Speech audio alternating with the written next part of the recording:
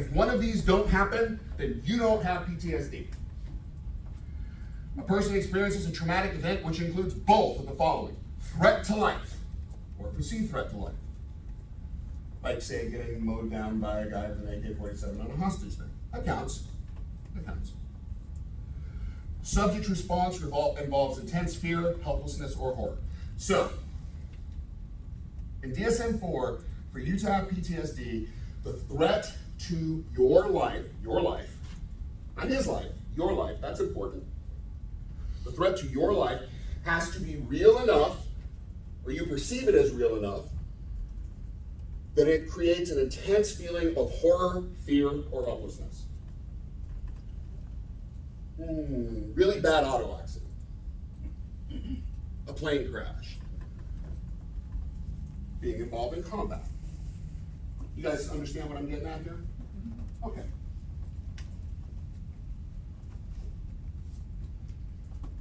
Criterion, because we're fancy. B, the re-experiencing. At least one of these has to happen as a result of this. Intrusive memories. That means you're remembering the incident even when you don't want to remember the incident. Right? I have an ex-girlfriend like that. Recurrent dreams. Nightmares. This was mine. Recurrent dreams. It got to the point where I was afraid to go to sleep. Where I would rather stay awake for days at a time than go to sleep and relive it again. Right? This one really messes with you because you go sleep deprived for a little while. That's really great for you. Hallucinations, dissociative flashbacks. This is the Hollywood stuff that everybody knows.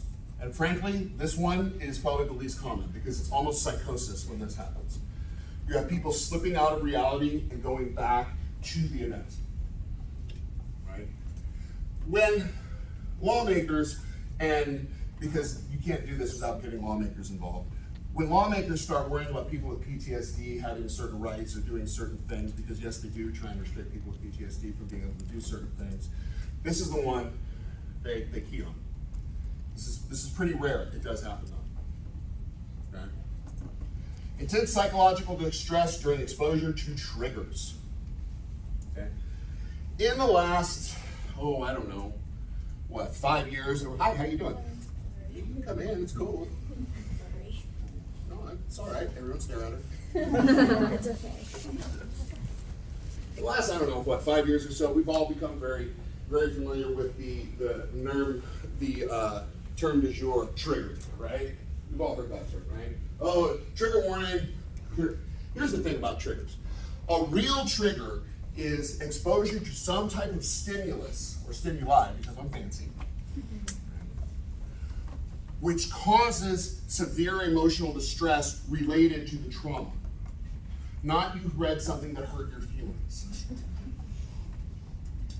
Not this president or that president said something you didn't like. A real trigger is me around the smell of diesel fuel. As I was pinned down for 9 hours behind that vehicle, exchanging fire with that guy, after I'd been shot 6 times, and the smell of diesel fuel, I can't take it. Even today. If I smell it, I'm out. We're leaving, we're walking. Okay? That's a trigger. Okay? So you gotta have at least one of these. Okay? You guys with me? Haven't lost anyone yet? Still right? Okay. Avoidance. Gotta have 3 of these. Wow, what a horrible background choice I made here. Wow, it looks so good on the screen though. You guys all just want to walk up and look at my screen? I'm not an idiot. All right. Avoidance, 3 or more. Avoiding things that relate to the event.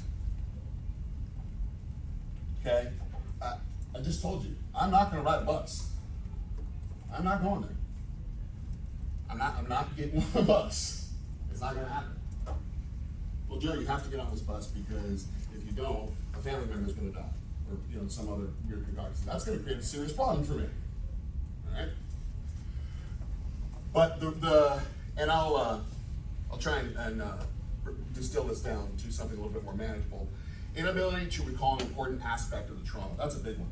When your brain receives a trauma that is beyond its threshold. By the way, this has nothing to do with toughness. Is there anyone in here who's ready to call me out and say that I'm not a tough guy? I'm not strong, I'm not. We can go outside right now. But this has nothing to do with mental toughness. And this is where I really did a disservice to some of my colleagues in the past who were suffering from this. And when I bought into kind of the jock talk that is common in fire, EMS, and the police world. Okay, you're gonna have to leave. I'm kidding. The inability to recall important aspects of the event. They asked me after the shooting, how many times did you fire? And I said, I don't know. Well, did you fire 6 times, 8 times? I don't know. There's 2 reasons I didn't know. One, it seriously was gone. I could not remember it. I was having nightmares about it, but I couldn't remember it when it happened. And 2, I was on full auto, so it counts that. Diminished interest in significant activities. Now, those of you who plan to go on in a career in psychology, I want you to pay attention to these next couple ones, okay? Diminished interest in significant activities.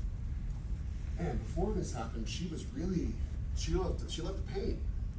Or she loved to go on hikes all the time, right? Surfing was her thing. Now, she hasn't been out to the waves in months.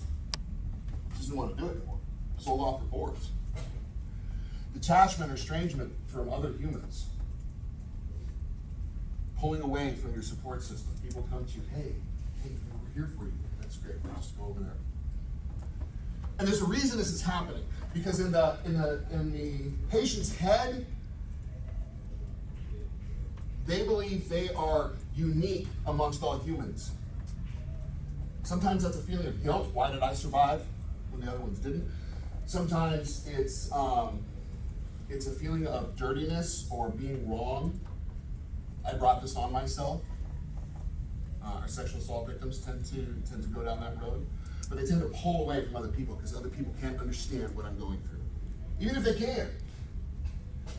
In support groups, and you see these talk groups, you have veterans all sitting around, we're all supposed to sit there and talk to each other about our traumas. We sit there quiet for about 15 minutes staring at each other. Now you go first. So you've got diminished interest in activities, people are pulling away from other people, diminished range of affect. A person with post-traumatic stress disorder often complains, I cannot feel happy. I don't have it in me anymore. I don't feel sad. I don't feel joy. I don't feel lust. I don't feel. The only things I feel are the terror and the sadness when the trigger happens. Beyond that, I'm a shell. What does this sound like, these last couple? If this was it, if this was the entire presentation of symptomology. Depression. A major depressive episode. In fact, this, especially diminished interest in activities, this is depression on the way to suicide. These are those warning signs you see your friends post on Facebook. Check on your friends when blah, blah, blah. This is them. And they come as part of the whole PTSD package. This thing smells really good. Hyperarousal. This is fun. Difficulty falling or staying asleep. Irritability or outbursts of anger. There's a book out there called Mommy, Why is Daddy So Angry? It's a kid's book to try and explain why they're better than father. He gets so angry when the milk spills and he punches a hole in the TV or something like that. It's because his emotions are bottled up and they're poured up, and then when something happens to them out, they explode. Right? Difficulty concentrating. Woo, you try and get a PhD. When I used to read so fast, and now I find myself reading the same page over and over and over and over again. Ask you, what the hell's outside? Hypervigilance. This one's especially common in your victims of crimes and your soldiers and your cops. Looking for the bad guy everywhere. My daddy's a Vietnam veteran. He could not go into a room without knowing where all the exits were. I had to sit with his back to the door. I scan waistbands. I can tell you right now which of you have a phone on your waistband and which of you don't. Because I'm looking for that telltale L shape. Right? That's hypervigilance. And in the environments we come from, this is a survival tool. Man, you don't work South Central LA without knowing if somebody's got a gun on or not. But now I'm in with a lot. Exaggerated startle response. Balloon pops. Starter gun goes off at the stadium. Somebody hits the ground. Right? Somebody dives for cover. That's the startle response. Questions on any of that? It has to last longer than 30 days. It is very normal for severe trauma to occur, but not and for some of these symptoms to crop up but then go away. Okay? For it to be PTSD, it's got to be longer than 30 days. And this is kind of a catch-all for all disorders in the DSM. It has to actually cause some kind of impairment in your life. Because it's not a disorder if it's not a disorder. That make sense? All right. So, I've given you DSM-4 PTSD. I've given you all the criterion, because again, fancy. Just checking. I've given you all the criterion. I've given you all the rules. We've had a little discussion. I told you my microwave story. Could the microwave story have triggered DSM-4 PTSD? Not according to that criteria. No. Why? Because your life is not in danger. Is he right or wrong? Speak. Use your voices. Is he right or wrong? Right. You think I had nightmares after that? Yes. You think I still have nightmares after that? Yeah. That ain't normal. That's not normal. People aren't supposed to see that stuff. But he's correct. According to the DSM-4 PTSD criterion A, you cannot get PTSD unless your life is threatened. And in that case, my life was not threatened. Okay? For DSM-5, don't worry, it's not going to be that long. Everything's the exact same, except they changed criterion A and criterion C. They changed the trauma criteria to exposure to death, threat of death, actual or threat of serious injury, or sexual violence in the following manner. Direct, happens to you. You witness it directly, happens to a very close friend of yours or relative, or indirect, repeated exposure in the course of professional duties. They added that last one, thank God, for your firefighters, EMTs, and cops. Because under DSM-4, all of us are out there walking around with a microwave story. And it's okay. Because the book said it was.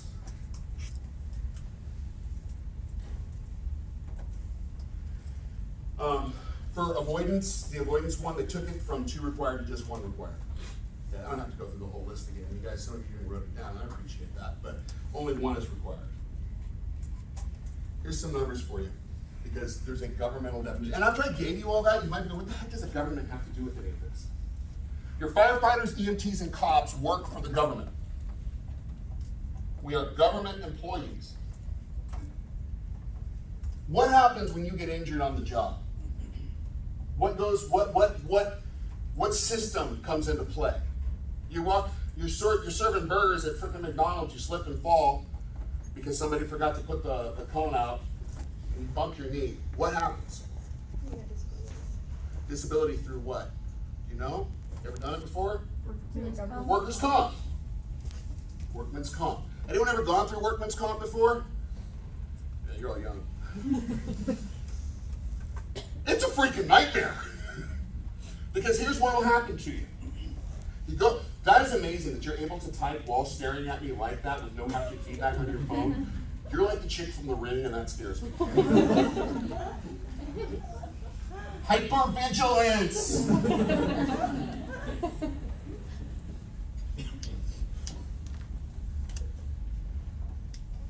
You fall down, you break your leg at work. Workman's comp sends you to the workman's comp doctor to assess whether your leg's really broken. And they say, it's just a really bad sprain. Your personal doctor says, no, the bone's in 2 pieces, it's not supposed to be that way. And so if they start arguing about it, the lawyers get involved. I'm seriously, it goes this bad. Don't believe me? I got shot 6 times. When the doctor said, sorry, Joe's time on SWAT is over because his insides are basically oatmeal now. So we're going to retire medically retirement. The minute I cost the city money, they said, well, how do we know he got injured at work? That's a true story. I had to go to court and prove that I didn't shoot myself 6 times while I was having a barbecue outside. It was on national news, man. And it wasn't because they thought I didn't get shot at work. They knew I got shot at work. What they were trying to do is they were trying to knock down my money. If any of you have designs on going into public service in this capacity, in a first responder capacity, I encourage you. It was a great career for me, but I will tell you this. The minute you cost them money, they're not your friends anymore. You better keep that in mind. This is why there's a governmental definition. Because in 2015, I got shot in 2013. In 2015, all 50 states used the DSM-4 definition. DSM-5 came out in 2014. But in 2015, all 50 states used DSM-4. Do you see the problem there? By 2017, only 3 states recognized psychological trauma as a job-related injury. There's 50 states in this country. 47 of them. Doesn't matter if it's law enforcement or you are an accountant for the state registrar's office. If you work for the government and you receive psychological injury, you're involved in an active shooter, or God forbid that something happens, only 3 states actually will provide care, time off, counseling, much less medicine. 3. 2019, 16 states have had bills die on their House floor where people have been trying to take this stuff to their councils and saying, hey, look, this is real. I've got friends who are firefighters who tell me about what they go through and what they see on a daily basis. Every call they go to is a bloodbath. Every call a firefighter goes to is a bloodbath. And they're desperately trying to get these passed by their state representatives. 16 states have had these die on the House floor. Now in 5 states, mental injury can be acknowledged if it comes with a physical injury too.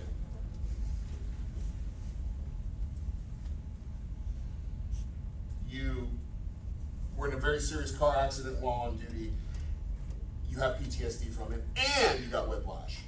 Okay, then now you can have PTSD. Well, you didn't have whiplash, but you were really afraid that you were going to die because your car flipped over 3 times. But thank God you walked away okay. Sorry, you're good. This is why we have to have a governmental definition. This creates a situation that I call the Sandy Hook paradox. Are you guys familiar with Sandy Hook Elementary? Ah, this is terrible, isn't it? Great freak out. It was one of our school shootings, one of the worst ones. Not that there's a good one, but you know what I mean. It was one of the worst ones. You know, we're talking about kindergartners here, and the bad guy goes in and he does his thing. I have a friend who's a deputy sheriff who responded over there. Now, sheriff's deputies on the mainland are like sheriff's deputies here. Okay, so he was one of the responding officers there, and he described to me over email the scene being painted in hell. And I can probably get behind that. I can get behind that. And for him, the trauma that he received trying to go through that, because you don't get to stop and try and help people as you're clearing room to room to room. You have to step over the bodies, over the screaming kids, step into the screaming kids to get to the bad guy. Because if you don't get to the bad guy, there's going to be more dead kids. I got to be honest with you, this kind of broke it. Haven't been able to go back to work since. So they fired me. That's the state's result. That's the solution for him. Terminate. Not retiring. Not providing with counseling. And what he said is, I need to talk to somebody. I need therapy. I can't afford it. My disability has run out. And I've been off work and I'm not getting a paycheck and everything. And they say, well, now you either come back to work, put your gun back on, come back out here and police the people, or you're terminated. So you're damned if you do and you're damned if you don't. Okay? This is why we have a governmental definition. You understand why I said that I need to address the need for change? I'm going to get ahead of myself here, a couple slides. But in a book written by a man named Alan Cates, which I'll have the references for up here later, called Copshot, he did one of the seminal and exhaustive inquiries into clinical level PTSD on law enforcement, local level law enforcement in the United States, not federal. And according to his statistics, anywhere between 36 and 49% of American law enforcement officers who've been on the job for over 5 years qualify as diagnostically post-traumatic stress disorder. That's bad for them. That's bad for you too. Because if you look at those symptoms that I described up there, and they're telling this poor guy or gal, I understand you're having these symptoms, but you got to put a gun back on now and go out and make life and death decisions on a daily basis. You got to go make decisions about what to do with these people, use of force decisions, interact with them on their worst day, when they're having their worst day. Some may be acting at their worst. You've got to make good, public, responsible health decisions. Does that seem like a good idea? I mean, I'm not saying that everybody with PTSD, we ought to fire them and get them off the job, but I mean, there's help out there, right? There should be help out there, but if there isn't help out there, do you want my buddy from Sandy Hook out there patrolling the streets? I don't. He don't. He knows it. He knows it. I got a call to a Walmart once. Gotta love Walmart. Oh, freaking a woman and a man having some argument about child custody. It's like argument number 36 that the cops get called today. I go to this Walmart parking lot. And there's this dude in a tight white tank top, shaved head, white badge, shaved head, tattoos all over the place. You can't trust people with tattoos. Tattoos all over the place, wearing a pair of baggy dickies. And in California, we call this the uniform. Okay? He's wearing the officer come talk to me uniform. All right? Yeah, I just profiled it, whatever. It's on his shorts, not his race. Sir, I stopped you because your pants are too big. That's why I'm not a cop. So, he's carrying a screaming baby.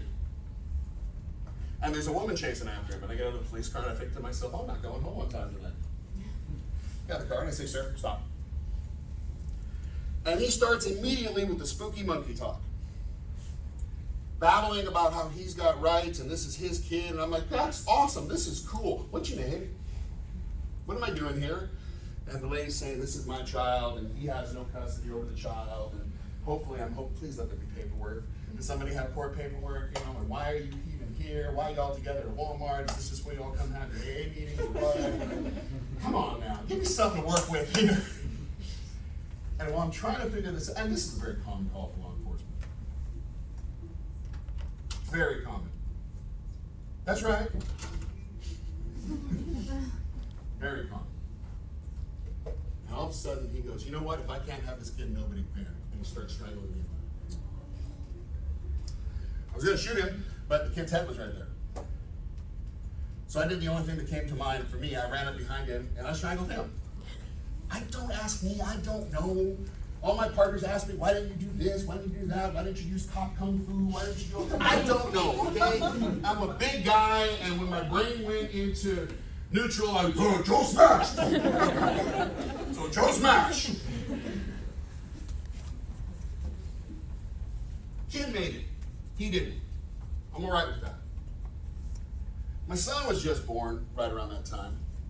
For a couple nights afterwards,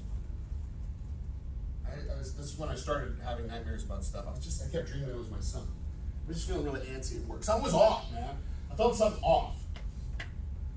And I went to my sergeant and I said, Sarge, man, I don't know if I should go home or I should talk to somebody or something, but something not, the dots aren't connecting, man.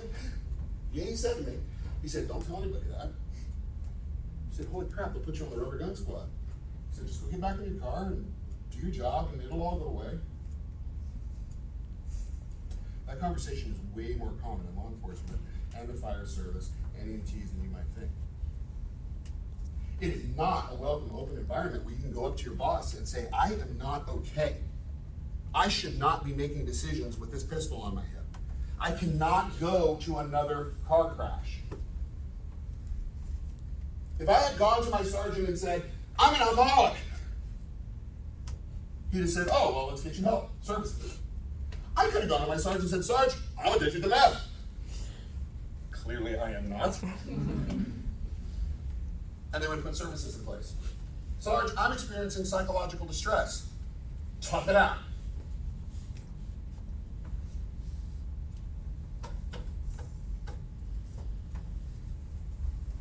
I stress career paths such as law enforcement are more susceptible to anxiety disorders, associated maladaptive behaviors. There's my references for this. This is all part of the dissertation. Feel free to write them down.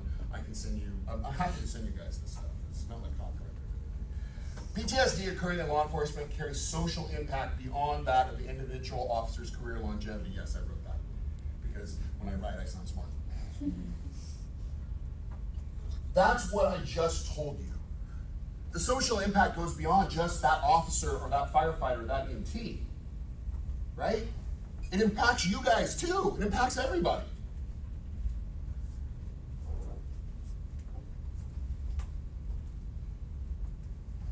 On average, an American cop is assaulted every 53 seconds in the United States of America. Every 53 seconds. I think if you take out LA and New York, that number goes down, I'm not sure. From January to November, 186 cops have committed suicide in the United States of America. That's this year. From this January to this November, 186 of us have killed ourselves. A study I got from a guy named Violante reports that in a study of 115 police officers, 48%, almost half, drank alcohol excessively, and 52, over half, percent admit to suicidal ideation. Over half your cops out there thinking about killing themselves. Now, 115 is a really small poll. It's a really small population sample size, but still. One law enforcement officer dies every 52 hours in this country. How many of you know that 22 veterans commit suicide every day? PTSD. Yeah, everybody knows that. How many of you knew that one cop dies every 52 hours? We all should know now, I just told you. So here's the research. My research is into a thing called resilience. Resilience is essentially your ability to bounce back from stuff. And it has traditionally been considered, do you guys understand state trait? If I start talking that kind of stuff, are you gonna get me? Okay. So you can be happy, or you can be a happy person. A happy person can feel sad sometimes, right? So your state is whatever state you're in. The trait is an immutable trait of your personality. Okay? It's who you are. This person may be a person with a low affect, a person who's kind of like Eeyore and kind of mopey and depressive all the time. They can be happy every now and then. Even Eeyore smiles sometimes. That's the difference between state and trait. That was like the worst undergrad explanation of that I could possibly do. But it was okay. Traditionally, resilience has been considered a trait. There are resilient people and there are non-resilient people. Okay? Recently, there's been research that says, well, maybe resilience is continuum-based. Maybe some people are more resilient over here, and then maybe they're less resilient on this end. Is it a process? Do you develop resiliency over exposure to stuff? This is why the military and police academy and stuff, they scream at you all the time. They're trying to build up resiliency in you. They're trying to inoculate you to stress. Traditionally, when we think resiliency is binary, you either have it or you don't, that don't work. but can we actually build up resiliency in people? Or at least determine before they get on the job who has high resiliency and who doesn't? Because if you ever apply for a job in law enforcement where you know you're going to go through a whole battery of psychological tests and these kinds of things, and if those tests are given in the beginning to determine if how resilient you are as part of the psychological exams, maybe we develop a stronger cadre of recruits to begin with who can withstand some of this governmental BS that we have to deal with. Like I said, traditionally considered a stable trait, research is now leaning towards a trainable resilience model. And that's what my research is about, is training resilience. Resilience scores are correlated with coping mechanisms.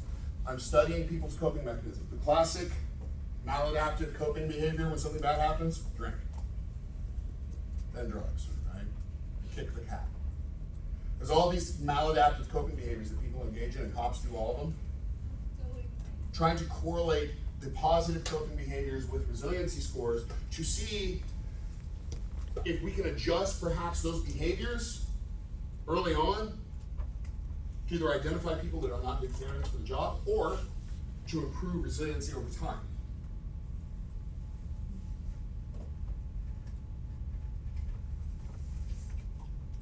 So, in a nutshell, what I'm trying to propose is an examination between the relationship between pre-existing resilience, are you resilient to begin with, what level of resilience, establishing positive coping methods. So my subject pool, what do you do when you're stressed out?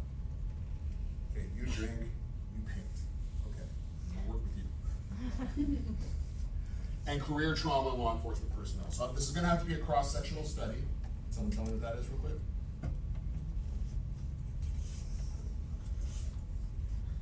She was crushing. I know this one. Remember this one. So here's the thing. I get any rookie out of the academy and ask them, how stressful is the job? They're like, I love it. This is great. This is amazing. I'm shiny. Right? But the deal is, if I get somebody 10 years out later on, if I talk to that same rookie 10 years later, how's the job going? 20 years later, don't even talk to him. It's just, let him go. I don't have time. I don't have 20 years. I have to have my dissertation done by 2023. So I don't have 20 years. So a cross-sectional study is when you get different groups at different strata of time. Okay? So I'll have a group of, let's say, 200 academy graduates or recruits from across the country, and a group of 5-year cops from across the country, and a group of 15-year cops from across the country. And be applying these, it's a non-experimental study, but be applying these things to them to see what kind of different scores I'm getting out of all of them. Does that make sense? So now you just learned some cross-sectional stuff. Go back and brush your teachers. If anybody wants copies of this, and I'm gonna let you guys ask questions. I know we're running short on time, but I really love to answer questions. If you guys want copies of this, I'll write my email on the board. I'm so pleased to give it to you. It doesn't matter to me. Because this, to be honest, this is what I want to do. Is share information and fix things. So one of the real popular questions I get asked is, how do I come back from that? How did I come back from where I was? It was the help of my family. I had a service dog, and I started bodybuilding. Actually, I have a competition tomorrow. You're all welcome to come. I'll be at the Sean Ray if you want to see me wearing women's underwear on stage. That's a whole paraphilia thing, but anyway. So, any questions on what I presented you guys? Please, have questions. Yes. Did you get any pizza? You guys suck. Communists. I'm just kidding.